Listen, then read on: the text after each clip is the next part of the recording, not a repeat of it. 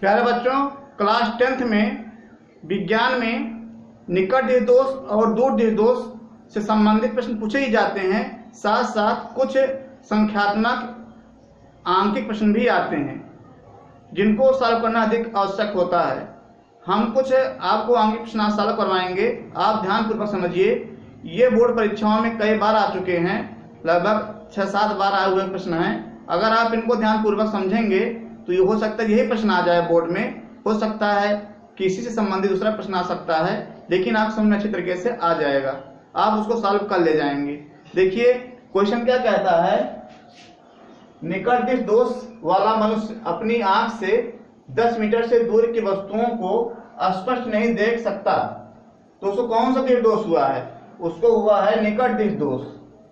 अनंत पर निकट दृष्टि दोष का मतलब होता है निकट की वस्तु को देख लेगा, लेकिन दूर की वस्तुओं को वह देख नहीं पाएगा। तो इसका मतलब क्या है, 10 मीटर से दूर की वस्तुओं को नहीं देख पाता है।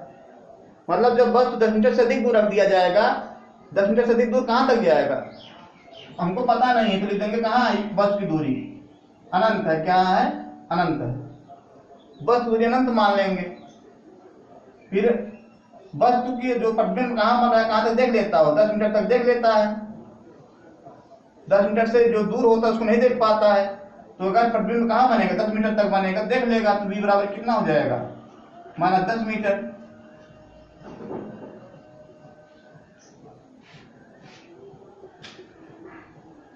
करा है कि कितनी फोकस दूरी, तो क्या निकालना है? फोकस दूरी।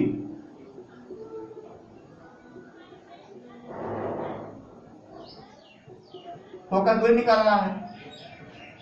तो चूंकि लेंस के सूत्र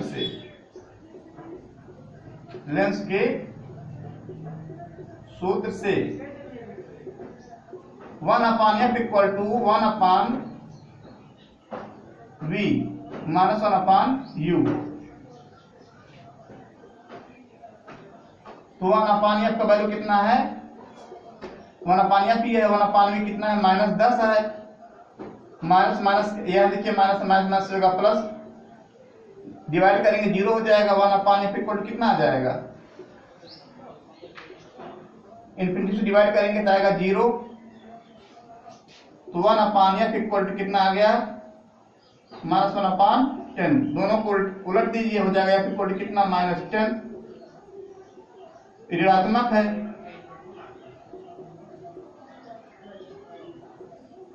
तो बता रहा है ये ऋणात्मक। क्या बताता है कि जो फोकस ऋणात्मक है तो इसको निकट दृष्टि दोष होगा। और कौन सा लेंस लगेगा? अवतल लेंस। अवतल लेंस का प्रयोग करना पड़ेगा। वैसे हमको प्रश्न में ही दिया गया है निकट दृष्टि दोष, निकट दृष्टि दोष में अवतल लेंस ही लगता है, तो लिखेंगे लेंस की क्षमता P इक्वल टू क्या होता है? 1/f। P equal to 1/f का वैल्यू कितना है? -10। कितना हो जाएगा? 0.1 क्या आएगा? Diopter. P equal to -0.1 d। तो इस तरीके से प्रकृति क्या हो जाएगी? इसकी प्रकृति हो जाएगी अवतल लेंस लगाना पड़ेगा। और फोकस दूरी कितनी आ गई? -10, मतलब 10 मीटर आ गई। आंसर 10 मीटर लिखा जाएगा, लेकिन मानस बताता है कि यह कौन सा लेंस है? अवतल लेंस है, निकट दृष्टि दोष है। और लेंस की क्षमता क्या है? लेंस की क्षमता है P equal to -0.1 d, diopter है। तो इस तरीके से क्वेश्चन नंबर ये जो है फर्स्ट कंप्लीट हो गया। अब हम सेकंड बताएंगे आपको।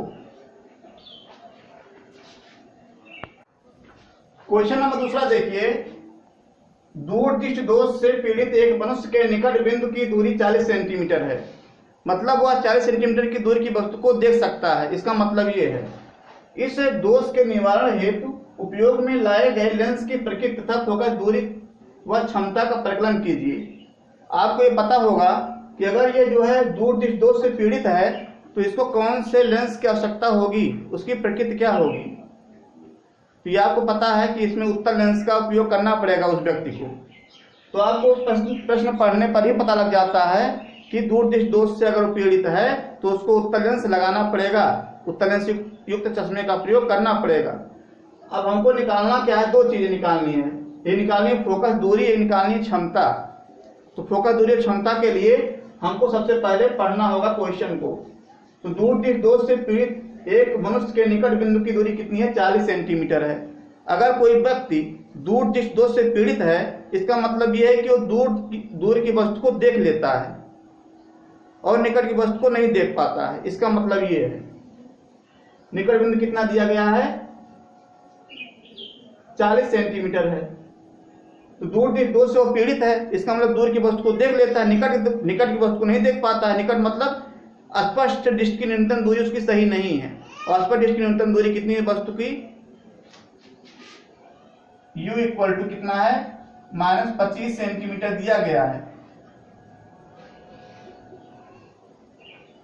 और वस्तु देख कहां लेता है, देखने मतलब उसका प्रतिबिंब बन जाता है उसकी आंख के सामने देखने लायक। तो कहां देख लेता है, 40 सेंटीमीटर पर।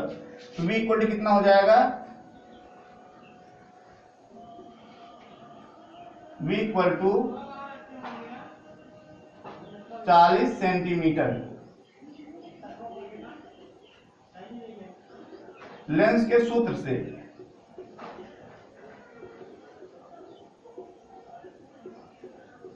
लेंस के सूत्र क्या होता है, 1/f equal to 1/v minus 1/u। 1/f equal to, यह फोकस दूरी होता है 1/-40। देखिए यहाँ माइनस है, -1/u का वैल्यू कितना है, -25। 1/f इक्वल टू -40, ये माइनस माइनस प्लस हो जाएगा 125। तो हम क्या करेंगे, हम दोनों का एलसीएम ले लेंगे अभी। 1/f equal to -1/40 plus 1/25। 1/f equal to ये हो जाएगा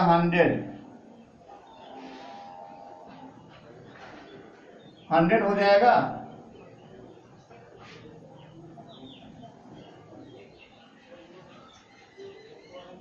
दोनों को हमने मल्टीप्लाई कर दिया,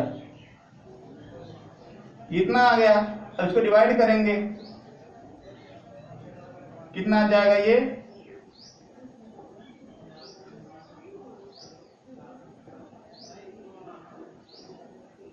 जाएगा 25 -25 और प्लस इससे करेंगे कितना आ जाएगा, यह आ जाएगा 40। 1/f इक्वल टू कितना आ गया, 15।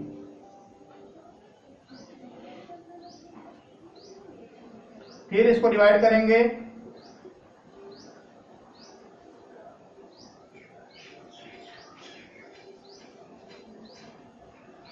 इतना आ गया। इसको दोनों ले देंगे, 1/f equal to 3/200, f equal to 200/3, f equal to कितना आ जाएगा, 666.666 ऐसे आएगा। तो इसको 1 प्लस कर देंगे, f इक्वल टू कितना आ जाएगा, 6.7। फोकस दूरी धनात्मक है,